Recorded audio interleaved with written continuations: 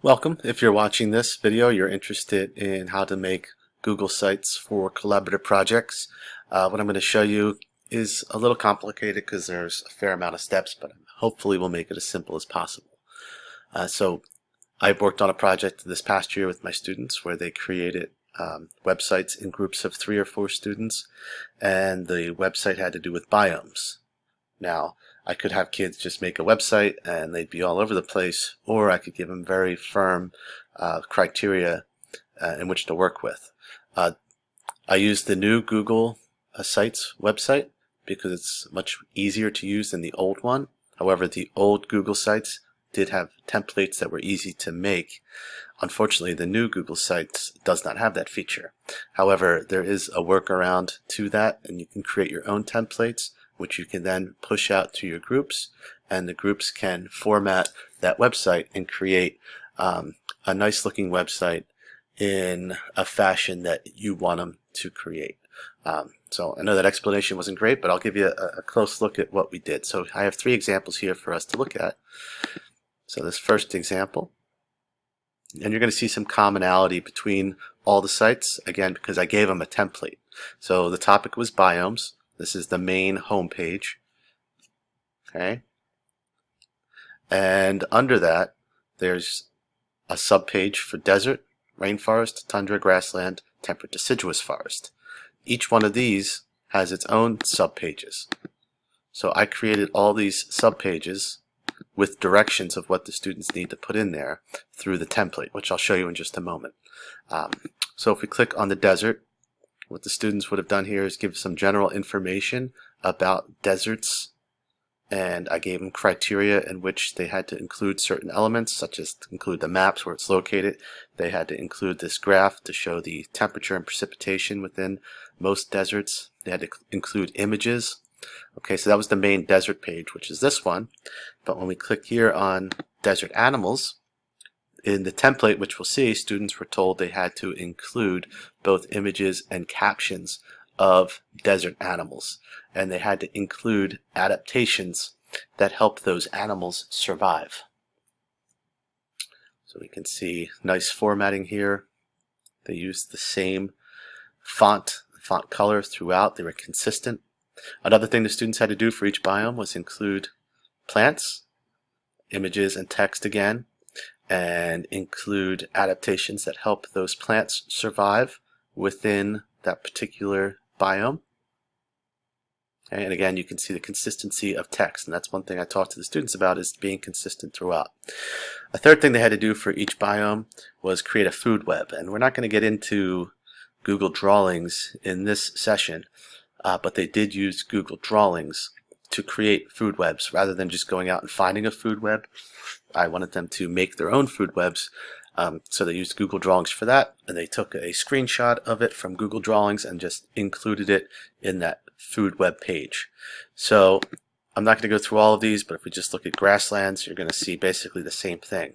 So it is a repetitive project, which is okay because we're looking at biomes, and I picked exactly what I wanted the students to find out about from each biome. So through their own investigation, they were learning, they were working together, they had to divvy up the work, they had to get through their problems, whether it was arguing over who was going to do what or who wasn't doing enough.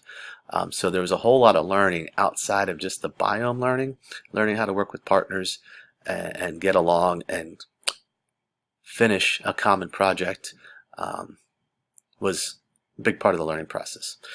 So again, I created the template, so you're going to see a lot of repetition here. Okay. So that is one example. This was probably my best. Here is another example, another really good one. And it's going to look similar to the one we just saw. Okay, again, because I told the students what I wanted them to have. So I'm going to just go to their home page. Here's the introductory splash page. Notice not as much information here as there was on the last one, but that's okay. Some students, as you know, will do the bare minimum. Some will go above and beyond. Here's the main desert page. We can see that map, which I told them they needed to include, this graph, and some information up here as well. Then we go to the animals. You can see that they have their animals with their adaptations, the plants with their adaptations, the food web. Okay. Let's just look at the grasslands for this group. Grassland plants. Okay, so overall I was really happy, and you can see this is a good site, but not nearly as robust as the first example I showed you. Here's a third example.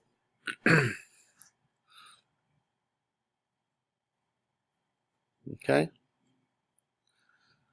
Their navigation's over here. The navigation's a little bit different. Let's just look at the Tundra homepage. Okay. They have the information there. It doesn't look as nice as the first one or maybe the second one, but the information's there, which is really the important part. Okay, they don't really give me as much information here, so when it came down to grading, you know, they have the requirements, but it's not nearly as much as I would possibly like. Okay, so those are some examples of the sites, and I want to just quickly show you the template that I made and pushed out to the students in order for them to create this project. And again, if you don't create if you don't create a template, the students are just going to do whatever they think they're supposed to do. But by having the template and by following the template, the students are giving you the exact information you're asking for. Sorry about that. Okay, so the template. This was the main splash page, the main home page. You can see add information here about what the site is about, be specific, what will you learn from the site. Use this page to explain what a biome is. And then all those other pages were all under here. So we had the desert page. Add general information about the deserts of the world. Add desert images with captions. Include a map showing the distribution of deserts on Earth. Include a climatogram. Identify the biotic and abiotic factors typically found in the desert. What natural resources can be found in the desert, and what ways have humans negatively affected the Earth's desert ecosystems. And then under that we had the page for the desert animals. They include 10 animals commonly found in a desert biome. Each animal should have an image associated with it. While I'm thinking of this, an adaptation for maybe some of our learning support students, one thing I did was instead of 10, I cut it to 5. Same thing with the plants. I would cut it to 5 for them, and their template would look slightly different. But when students compared projects, they didn't really notice too much of a difference. So that's a nice little adaptation. So all of these were pushed out to the students. Okay, I would share them with the students, and the students would work on it collaboratively together. Okay. So we're going to take a look in some other videos on how we actually make that template and then how we share it. Thank you.